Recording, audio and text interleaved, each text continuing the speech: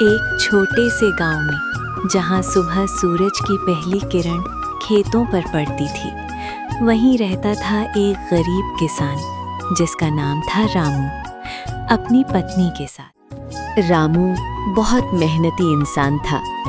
सुबह सूरज निकलने से पहले ही वो खेतों में काम करने चला जाता था। दिन भर मेहनत करता, लेकिन फिर भी उसकी जिंदगी गरीबी में ही गुजर रही थी। वो बस एक ही आस में मेहनत करता था कि मेरी जिंदगी कभी ना कभी बदलेगी। लेकिन जिस खेत में रामू काम करता था, वो गांव के सबसे अमीर जमींदार सेठ धर्मदास का था। और सेठ धर्मदास बहुत लालची और चालाक इंसान था। वो गरीब किसानों से दिन भर मेहनत करवाता और बाद में चालाकी से उनका हक मार लेता। श्याम, देख रहे हो मेरी चालाकी? ये किसान लोग बस मेहनत करना जानते हैं, दिमाग लगाना नहीं जानते। इसी वजह से मैं हमेशा जीत जाता हूँ। हाँ सेठ जी, आप बिल्कुल सही कह रहे हैं। ये किसान लोग तो मूर्ख हैं। आप तो इस गांव के सबसे तेज चालाक इंसान हैं। रामू जैसे कई गरीब किसान सेठ की चालाकी के कारण हमेशा नुकसान उठाते थे। एक दिन मजबूरी में रामू सेठ के पास गया। उसके चेहरे पर चिंता साफ दिखाई दे रही थी।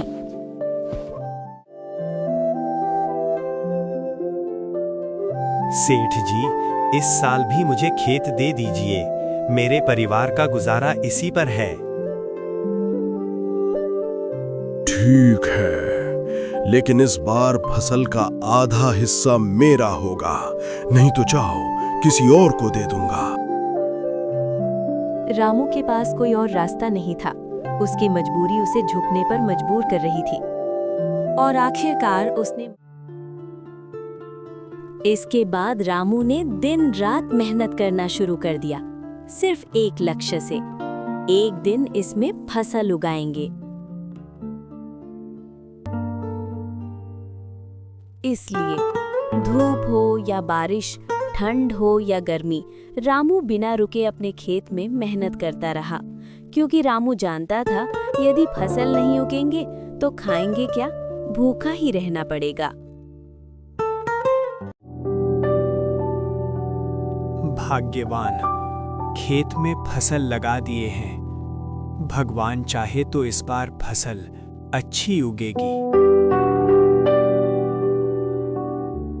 हाँ जी, इस बार भगवान हम गरीबों के साथ जरूर देंगे। इस बार फसल अच्छे होंगे। उसकी मेहनत रंग लाने लगी और कुछ महीनों बाद फसल पूरी तरह तैयार हो गई। रामू की आंखों। इस बार भगवान ने मेरी मेहनत रंग ला दी। धन्यवाद भगवान, मैं आपका आभारी रहूंगा। तभी वहां आया सेठ धर्मदास, जिसकी नजर सिर्फ अच्छे अनाज पर थी। अरे रामू, फसल तो अच्छी होनी है। लगता है खूब मेहनत किया तुमने। बाएं तरफ की फसल मैं ले लेता हूँ, दाएं तरफ की फसल तुम ले लो। जी हाँ सेठ जी, जैसी आपकी मर्जी। सेठ ने चालाकी से अच्छी फसल अपने पास रख ली और खराब फसल रामू को दे दी। रामू बेचारा देखा ही रह गया और कुछ नहीं कहा सका। मेहनत उसकी थी, लेकिन फायदा किसी और का हो गया। कुछ महीनों बाद रामू का बेटा मोहन शहर से पढ़ाई करके गांव लौट आया।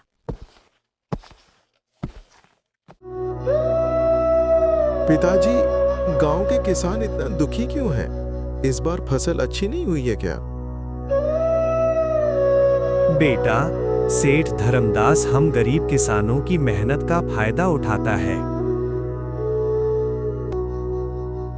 मोहन ने सब समझ लिया और मन ही मन एक योजना बनाने लगा। मोहन ये सब सुनकर अंदर से टूट गया, लेकिन इस बार उसका दर्द गुस्से में बदल चुका था। अब बहुत हुआ पिताजी, हर बार हम ही क्यों हारे? इस बार खेती मैं करूंगा और उस सेठ को उसकी चालाकी का जवाब दूंगा। बेटा, वो बहुत चालाक है। तुम नहीं जीत पाओगे। चालाकी का जवाब अब चालाकी से ही मिलेगा। इस बार उसे सेठ को मजा चखाते हैं। आप बस देखते जाइए पिताजी। अगले ही दिन मोहन सीधा सेठ धर्मदास के पास गया।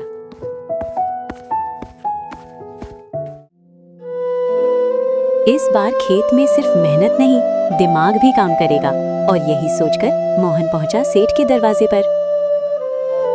सेठ जी, इस साल खेती मैं करूंगा और इस बार हिसाब बराबर होगा। लगता है शहर से पढ़कर बड़ा होशियार बन गया है। ठीक है, ऊपर का हिस्सा मेरा, नीचे का तुम्हारा। मंजूर है तो बोलो। मंजूर है सेठ जी। इस बार खेल थोड़ा अलग होगा। कई दिनों की मेहनत के बाद मोहन ने अपने खेत में आलू की फसल लगा दी थी।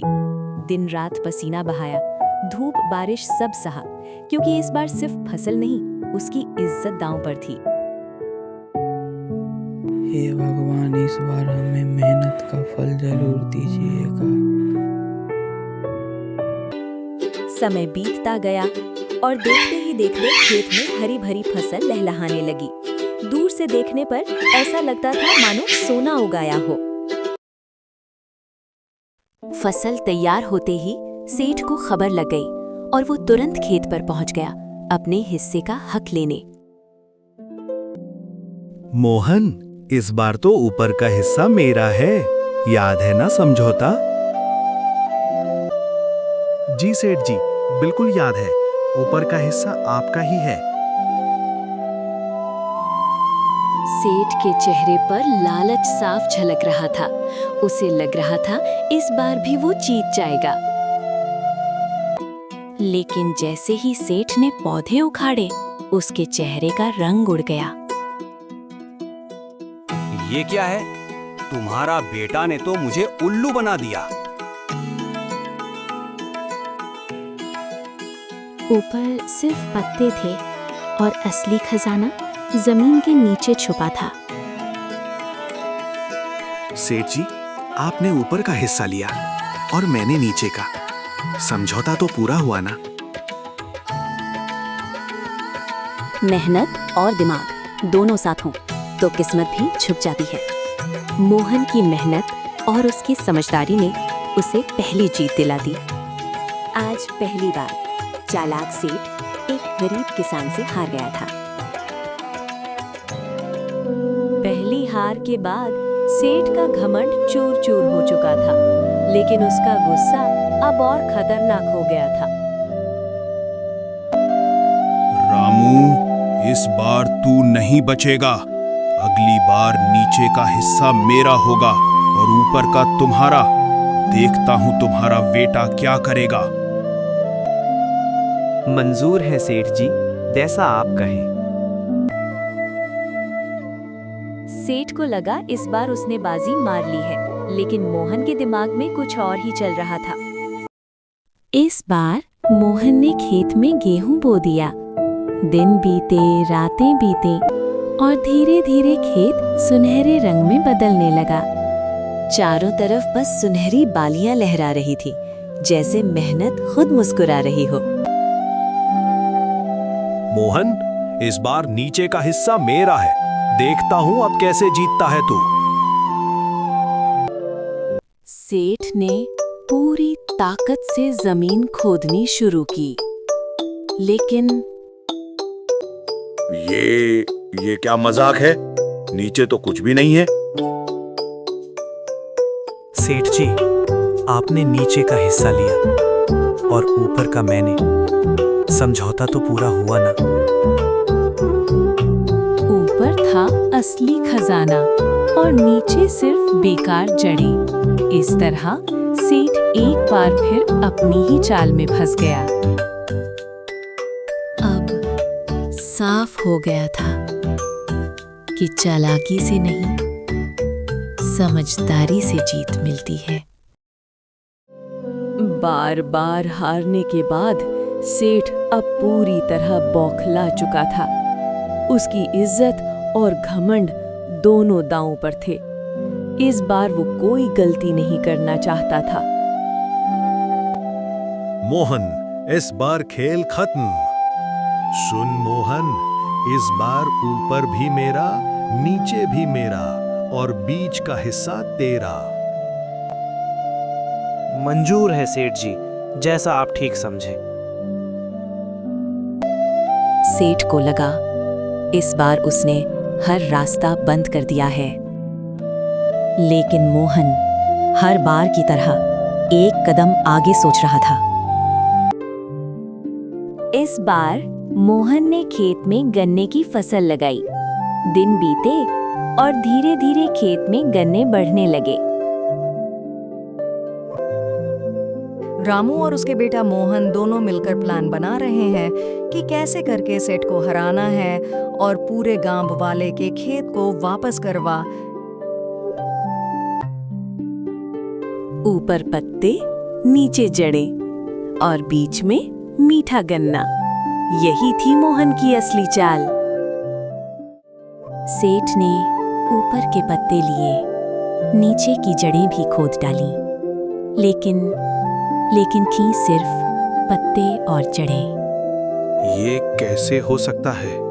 मैं नहीं हर सकता हूँ। रामू और उसके बेटे ने मुझे मूर्ख बना दिया। सेठ जी, ऊपर और नीचे आपका था और बीच का मेरा, और असली चीज हमेशा बीच में ही होती है। तीसरी बार सेठ अपनी ही चाल में फंस गया। अब ये साफ हो गया था कि चालाकी नहीं, अक्ल और धैर्य ही असली ताकत है। मोहन की समझदारी ने उसे हर बार जीत दिलाई। 3 बार हारने के बाद सेठ का घमंड पूरी तरह टूट चुका था। आज पहली बार उसे अपनी गलतियों का एहसास हुआ। मैंने आज तक किसानों को ठगा, उनकी मेहनत का फायदा उठाया, लेकिन आज एक किसान के बेटे ने मेरी आंखें खोल दी। मोहन, मुझे माफ कर दो। मैं वादा करता हूं अब कभी किसी किसान के साथ धोखा नहीं करूंगा। गलती समझ आ जाए तो इंसान बदल सकता है सेठ जी। मैं तो आपको सिर्फ आपको सही रास्ते पर लाने की कोशिश किया और सफल रहा। उस दिन के बाद सेठ ने अपनी सारी गलतियां सुधार दी। उसने किसानों की जमीन वापस कर दी और उनके हक उन्हें लौटा दिए। अब गांव में हर तरफ खुशहाली थी। किसान बिना डर के अपनी मेहनत का फल पा रहे थे। बेटा, तुमने सिर्फ एक लड़ाई नहीं जीती, पूरे गांव की जिंदगी बदल दी।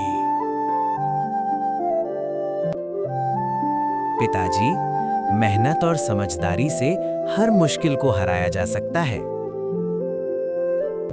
इस कहानी से हमें यही सीख मिलती है, चालाकी से नहीं, समझदारी और मेहनत से असली जीत मिलती है। और जब इंसान अपनी गलती मान ले, तो वही उसकी सबसे बड़ी ताकत बन जाती है।